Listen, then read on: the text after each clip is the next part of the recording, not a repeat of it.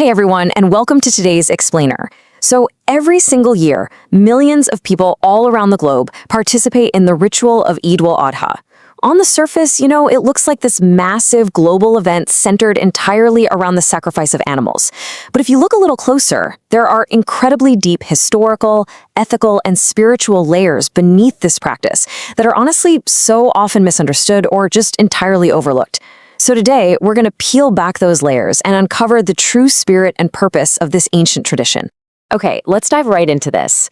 We're starting with a pretty visceral, almost shocking question. Does God actually need meat and blood? Why is the sacrifice of an animal a religious requirement in the first place? Is it really just about the physical offering, or is there a much deeper message, a hidden history, and a profound spiritual lesson buried within this act? To really understand this, we actually have to completely shift our perspective and go all the way back to the very beginning. Which brings us to Section 1. The history and origins of sacrifice. You see, the concept of sacrifice is woven right into the very fabric of human history. It's actually much older than the festival of Eid al-Adha itself. According to Islamic tradition, the very first recorded sacrifice was made by the sons of Adam, Habil and Qabil, and there is just a stark contrast between their offerings.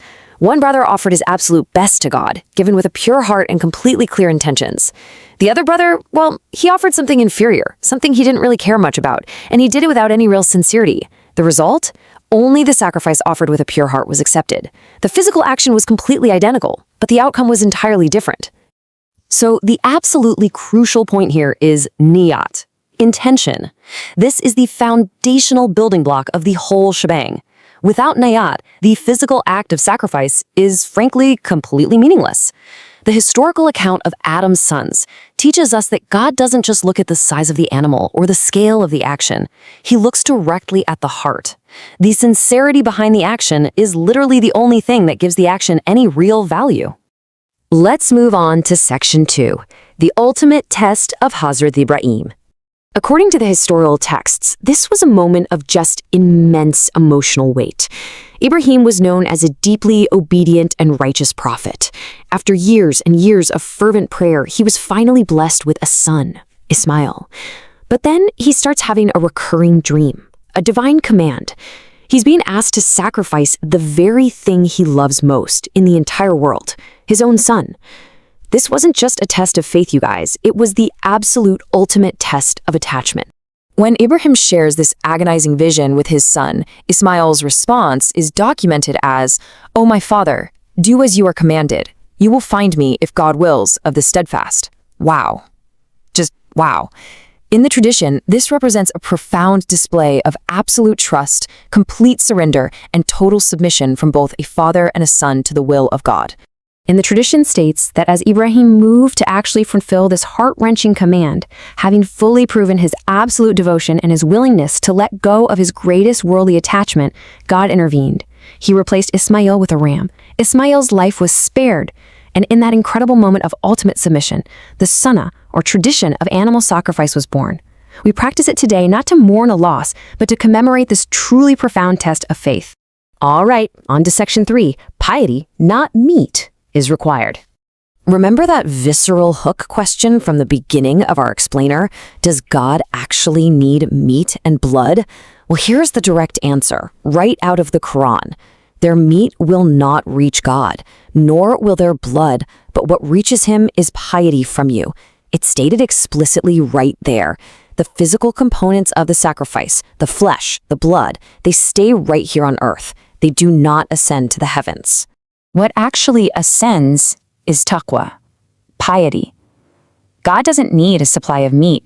He's looking for your capacity to compromise. He wants to see your willingness to take a knife to your own greed, your own ego, and your own worldly attachments. The animal is really simply a physical manifestation of a deeply internal spiritual letting go. Let's zoom out a bit for Section 4, the social impact of sacrifice. Because Qurbani isn't just a private act of worship, it actually transforms into this massive global social welfare system. During Eid al-Adha, a high-quality, nutritious meat reaches millions of impoverished families around the world, families who, realistically, often cannot afford to eat meat at any other time of the year. The ritual systematically institutionalizes sharing and equality on a global scale. It's a real game changer for so many communities. And this brilliantly illustrates how equitable the Islamic system of distribution is. The tradition mandates a very specific distribution model for the sacrificed animal. It's divided neatly into thirds. 1/3 is kept for yourself and your immediate family. 1/3 is given to your friends, neighbors, and relatives, and the final third is strictly reserved for the poor and those in need. It functions as a perfectly structured balance of personal enjoyment, community building, and charitable giving.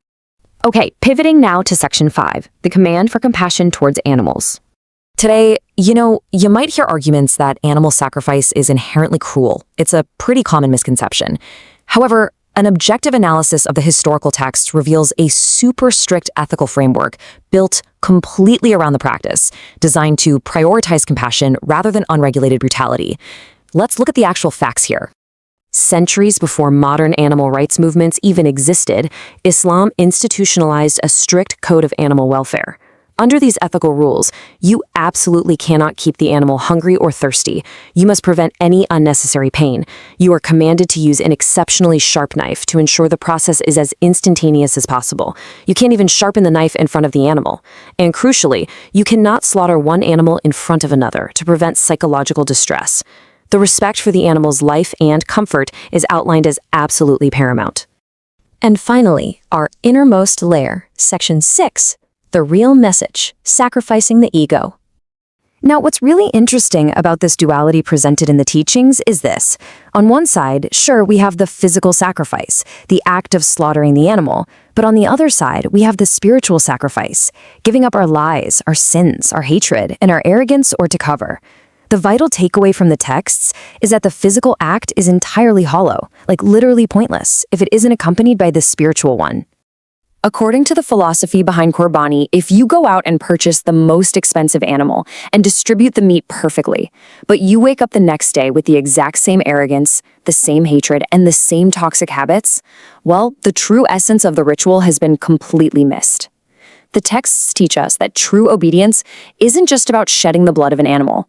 It's about getting closer to the divine by slaughtering our own ego. It's about letting the absolute worst parts of ourselves die so that the best parts can finally live. Which brings us to the end of our explainer today, and I want to leave you with a question to really reflect on. Based on everything we've unpacked, the heavy history of Ibrahim, the requirement of taqwa, the incredible social welfare system, the ethical compassion, and ultimately the death of the ego, what do you think is the most important lesson of this sacrifice? Think about how these principles might actually apply to your own life today. Thank you so much for hanging out with me. Keep learning, keep reflecting,